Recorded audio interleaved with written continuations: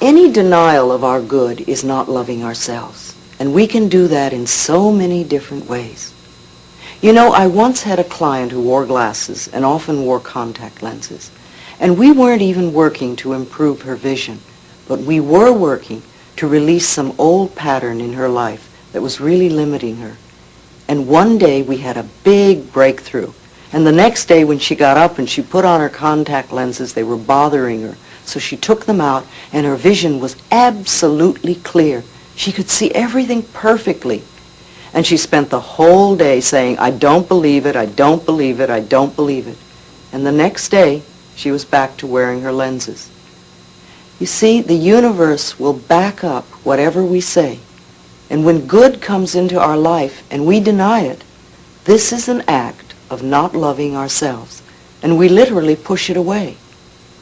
Sometimes we have a partner who's tired or grouchy, and we think that something's wrong with us.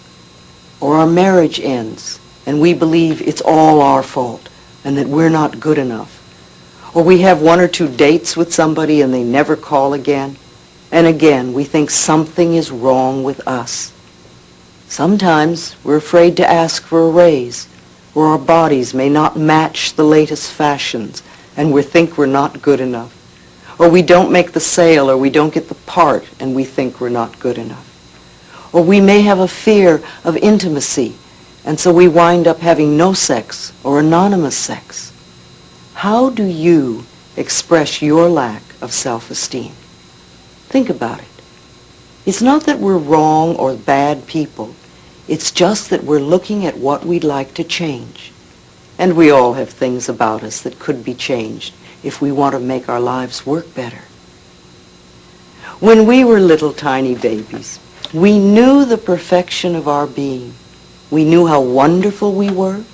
You look at any tiny baby and you see how wonderful they are. They're full of love and they're full of life, and they ask for what they want, and they express their feelings freely. When a little baby is angry, not only do you know it, the entire neighborhood knows it. And yet, 2 minutes later, their smile can light up a room because they express and it's over. And they always live in the now. And they reach out and ask for what they want. They're fabulous little babies. And they love their bodies from the top of their head all the way to the tip of their toes. They have no shame and no guilt. And they're not into comparison. And each one of us was like that. Then somewhere along the line we lost it. We listened to other frightened or angry people and believed what they told us. Where did you lose your love for yourself? All right, what I'd like you to do now is to pick up your hand mirror, and I want you to look into your own eyes and say, I love and accept you exactly as you are. I want you to do this now. Go ahead. I love and accept you exactly as you are. Just notice your reactions. How do you react to doing this? How do you feel? What's coming up? Is it an easy exercise to do? Do you feel foolish? Does it seem hard to do? Does it make you feel angry? What sort of reactions are you having? I can remember when I used to criticize myself all the time when I looked in the mirror. I remember the endless hours I used to spend plucking my eyebrows to make myself barely acceptable. And I also remember I used to be frightened to look into my own eyes. Are you like that? Is this a difficult exercise? Because to me, this is one of our core issues, how we feel about ourselves. It's not important what's happening out there. It's not the size of our hips or our bank account or the fact that we have a lover or not, but how we feel about ourselves. Loving the self, to me, is the most important thing we can do. And this begins, as I said before, with no criticism. Do you criticize yourself?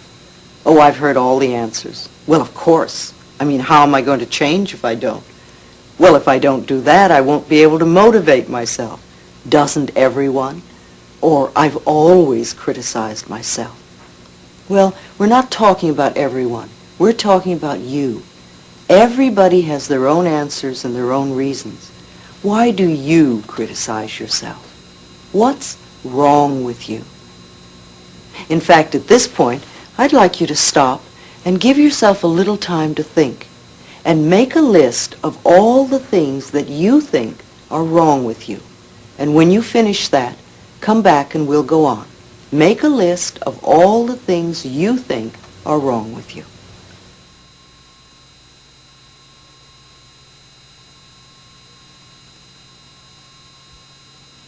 You will get the most out of this tape and the work we do if you allow yourself to take the time to do the exercises between the explanations. Now, let's talk about your list. Think about your list. Is it full of too short, too tall, too young, too old, too stupid, whatever? It always seems to be a lot of twos. And look at this list and notice, does it go with your should list? Are the items pretty much the same? See, it sounds to me like you're saying, I'm not good enough. And here we are again at the very bottom line, not loving ourselves. And this, to me, is the only real problem we have. Now, the next question is, where does this come from? Where do we get those ideas? How did we go from the perfection of a tiny baby who knew how wonderful it was to the feeling of being unlovable and unworthy and not good enough? You know, I like to think of us all as being like a rose. If you think of this flower, this gorgeous rose, from the time it is the tiniest little bud, as the petals begin to open, till it becomes a full blossom, till the last petal falls, a rose is always beautiful, always perfect, and ever-changing. And this is the way we are. We are always perfect wherever we are in life. And we want to see ourselves that way in the here and now. Yes, of course there are things we want to change. We all have things we want to alter in our lives. But it doesn't mean that we're bad people. We don't have to come from a space of being wrong.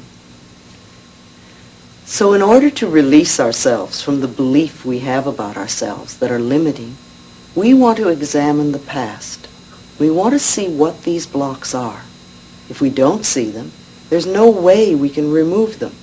So we look and we see what they are. What are the beliefs? What are the concepts? What are the ideas that are limiting us? And then we remove them. To me, it's rather like mental house cleaning. All of us have to clean house periodically. Some of us do it more often than others. But there comes a time when you really must clean the house, or it becomes impossible to live in. And I think it's the same thing with our mental houses. We need to periodically go through and do some house cleaning and toss out the old rubbish or the things that no longer suit us or no longer fit us. And we want to polish up those ideas that are positive and good and that nourish us and use them more often. You know, it really can be almost as easy as scraping bits of food off a plate into the trash after a meal. Now, you wouldn't go into yesterday's garbage to make tonight's meal. But how often do we go into yesterday's mental garbage to create tomorrow's experiences? The next exercise I'd like you to do is make a list of all the things your parents said were wrong with you. All the negative messages you got. Again, turn the tape off and give yourself a bit of time to really let things come up. Things that were said or implied about your body, things that were said about your abilities, things that were said about love and money and your creative talents, and things like that. And of course, I know that you're